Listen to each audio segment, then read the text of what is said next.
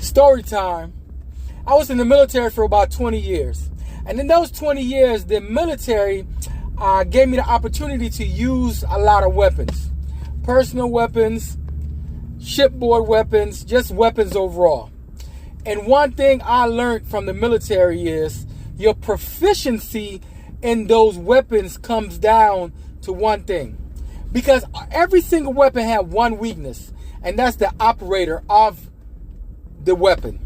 So with that being said, the same principle applies to the weapons that God gives us, the spiritual weapons.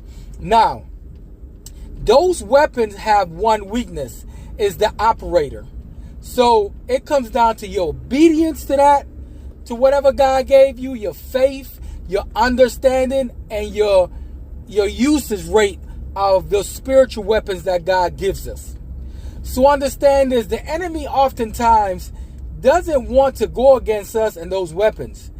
The enemy wants us to put those weapons down or not know how to use those weapons, not to be faithful in our usage of those weapons. The same principle the military taught us, God is trying to teach us.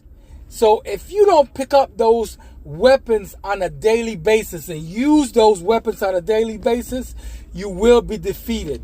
If you don't know how to use it, if you're not faithful, if you're not obedient, if you don't allow God to use those weapons through you, you pick up those weapons and become proficient in those weapons.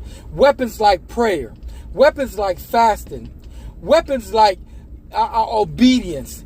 All these weapons that God gives us, He expects us to use it on a daily basis and become proficient with it. Because if we don't, those weapons become useless. Amen.